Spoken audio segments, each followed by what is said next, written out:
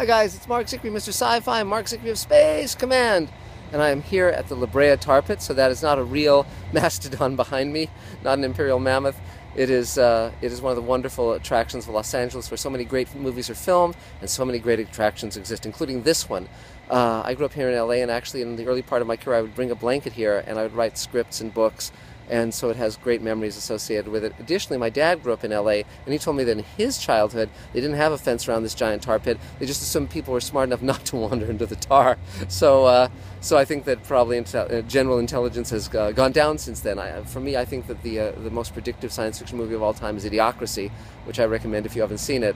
But we're here to talk about time travel, because certainly this place is evocative of ancient eras with its saber-toothed tigers and imperial mammoths and mastodons and giant ground sloths and the like, and dire wolves for those fans who are Game of Thrones fans.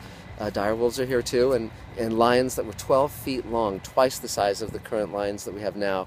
But time travel, of course, is a great genre of science fiction, and one of my favorite books is The Time Machine. I also love the movie with Rod Taylor and Alan Young. If you haven't seen the DVD or a Blu-ray of The Time Machine, there's a great sequel on that, a short film in which Rod Taylor and Alan Young reprised their roles, and I highly recommend that. Beyond that, of course, I've written time travel stories in my time, and many of the shows that I've been associated with, well, I mean, Far Beyond the Stars is a great time travel story in its strange way on Deep Space Nine. But many of my favorite shows and movies are time travel stories. I grew up with The Time Tunnel, and then years later there's Quantum Leap, and the Star Trek shows and Babylon 5 both had time travel episodes. Twilight Zone, of course, has great time travel stories, many of them.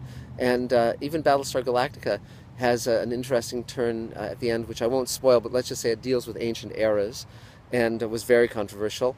But mainly, you know, it all started, I think, with H.G. Wells and The Time Machine. I have a first edition of that book, which is one of my prized possessions, and Wells really was exploring, you know, what it would be like to be in a different era, and in his case, of course, they went into the future and saw how things turned out with the Morlocks and the Eloi.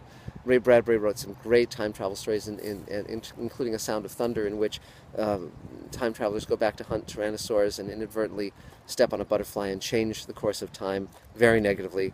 So basically, it's just Mr. Sci-Fi. I wanted to check in for a few minutes, talk to you from this very evocative place. If you've never been to the Brea Tar Pits, I urge you to come. It's great fun.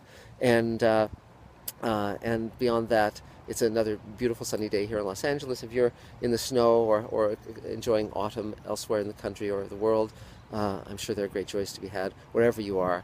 Just take a moment to breathe and enjoy the miracle of life, and be glad that we live in such an amazing time where we can talk science fiction, talk anything else we care to talk about, and communicate via the internet, which of course was a science fiction wonder that was predicted long ago in E.M. Forster's The Machine Stops, which is another story I recommend you read, a phenomenal story from 1909 that talks about the internet. Before there was even a phrase for such a thing, they didn't even have the phrase for computer back then, but E.M. Forster really nailed it.